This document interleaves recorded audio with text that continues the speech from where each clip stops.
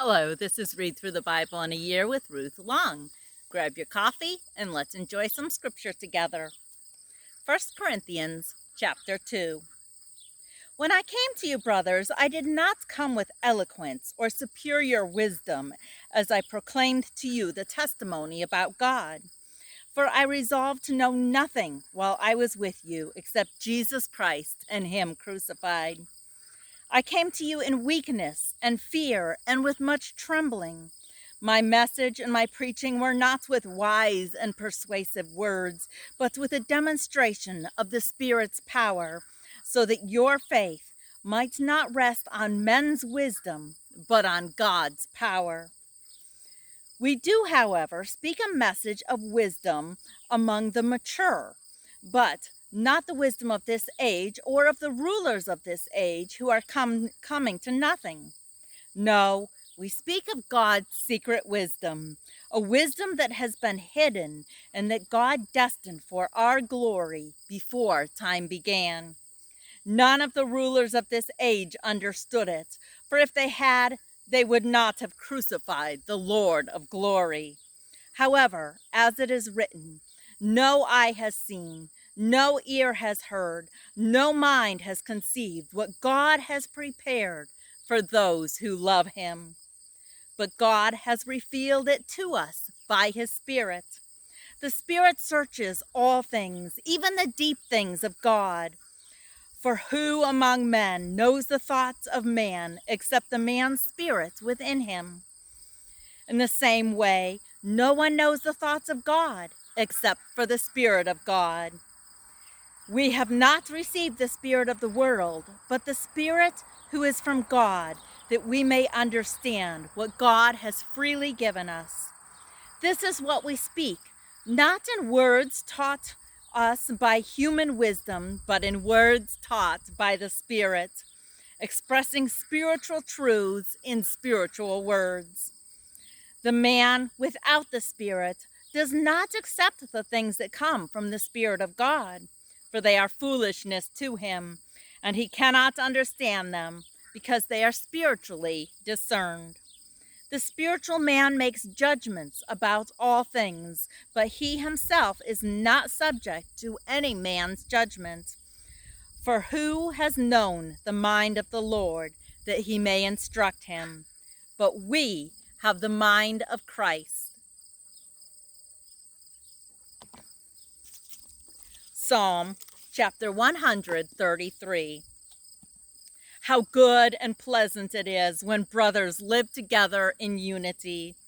It is like precious oil poured on the head, running down on the beard, running down on Aaron's beard, down upon the collar of his robes. It is as if the dew of Hermon were falling on Mount Zion. For there the Lord bestows his blessing, even life forevermore. Numbers chapter 19. The Lord said to Moses and Aaron, "This is a requirement of the law that the Lord has commanded. Tell the Israelites to bring you a red heifer without defect or blemish, and that has never been under a yoke. Give it to Eleazar the priest. It is to be taken outside the camp and slaughtered in his presence. Then Eleazar the priest is to take some of its blood on his finger and sprinkle it 7 times toward the front of the tent of meeting. While he watches, the heifer is to be burned, its hide, flesh, blood, and offal. The priest is to take some cedar wood, hyssop, and scarlet wool and throw them on to the burning heifer. After that, the priest must wash his clothes and bathe himself with water. He may then come into the camp, but he will be ceremonially unclean until evening. The man who burns it must also wash his clothes and bathe with water, and he too will be unclean till evening. A man who is clean shall gather up the ashes of the heifer and put them in a ceremonially clean place outside the camp. They shall be kept by the Israelite community for use in the water of cleansing. It is for purification from sin. The man who gathers up the ashes of the heifer must also wash his clothing, and he too will be unclean till evening. This will be a lasting ordinance both for the Israelites and for the aliens living among them. Whoever touches the dead body of anyone will be unclean for 7 days. He must purify himself with the water on the 3rd day and on the 7th day. Then he will be clean. But if he does not purify himself on the 3rd and 7th day, he will not be clean. Whoever touches the dead body of anyone and fails to purify himself defiles the Lord's tabernacle. The person must be cut off from Israel, because the water of cleansing has not been sprinkled on him. He is unclean. His uncleanness remains on him. This is the law that applies when a person dies in a tent. Anyone who enters the tent and anyone who is in it will be unclean for 7 days.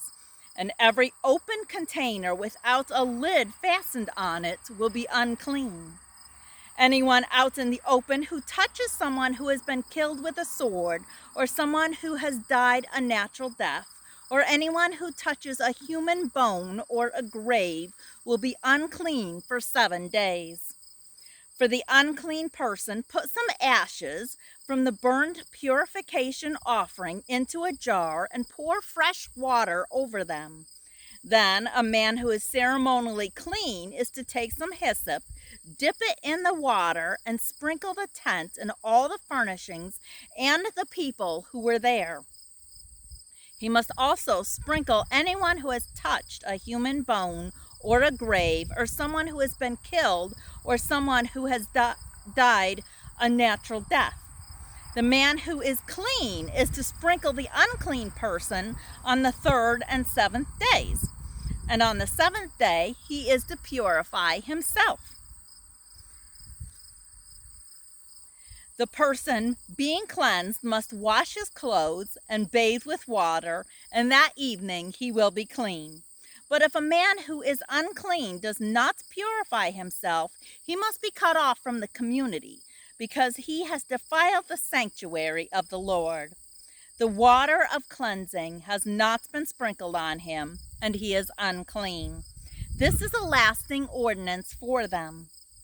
The man who sprinkles the water of cleansing must also wash his clothes, and anyone who touches the water of cleansing will be unclean till evening.